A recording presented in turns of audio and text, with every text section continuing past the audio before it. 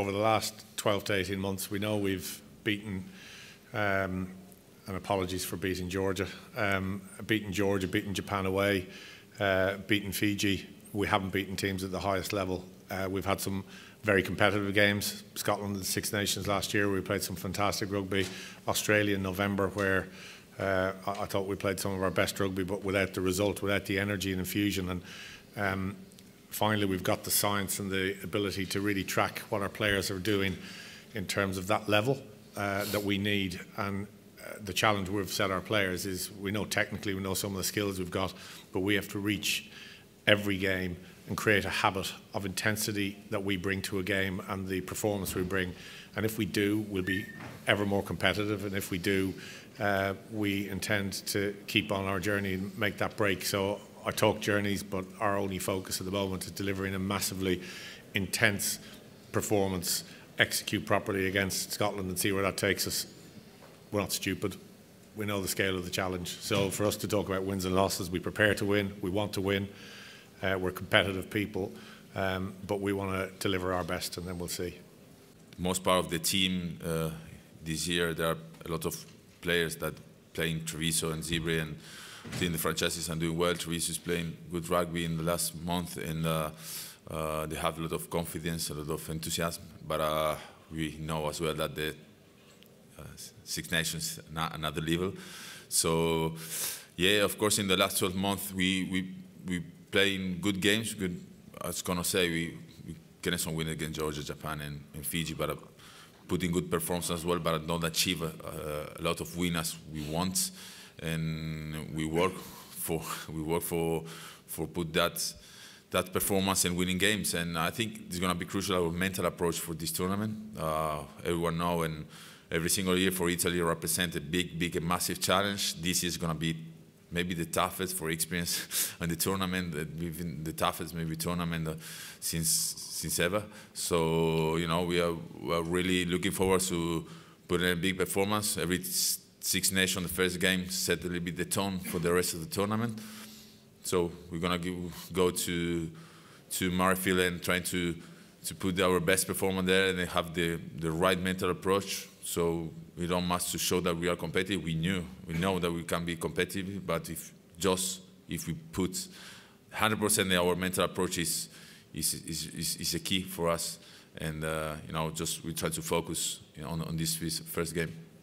Personally, I come from 2019 really bad, really poor in terms of from the physical point of view, to injury, to surgery, and playing not the good rugby. For me, it's not acceptable for my level, but it is what it is. It's part of the career of a professional rugby player. Sometimes you have good seasons, sometimes you have difficult seasons. So obviously, personally, it was a difficult season last year, so I have a lot of energy now, and I want to play rugby with my club and with the national team, and just enjoy. Yeah, maybe it's my last Six Nations. I don't know, but I don't like to talk about next World Cup or next. Just want to live in the moment, live the present. So now, just really happy to find the voice. It was really difficult for me to leave the team in November test, but actually was not fit to play and was the right decision. So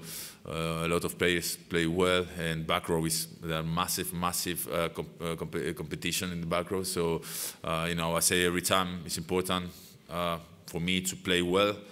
I know that I can bring experience, leadership on the team, but it's important to perform well as well on the field. So that is going to be my focus for this Six Nations.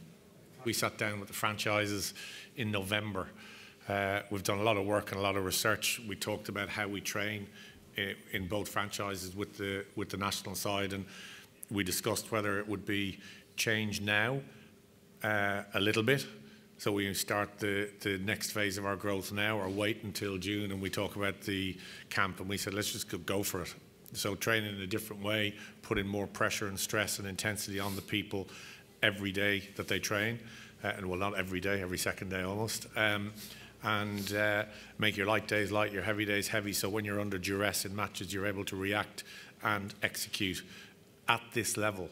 It's just the fitness, the ability, the intensity of every one of the top teams is just different. The depth is different. So we feel that some of the way we've trained, and Sergio's talked about the performance of Treviso in the last couple of months, we just said, bit the bullet, let's do it now, let's do it in season, let's not wait. But we finally have the investment and the science to be able to track this, so we're not going to kill the players. And everything is a process. If we had an unlimited budget, we do it all at once, but we do it piece by piece. Rugby's not different.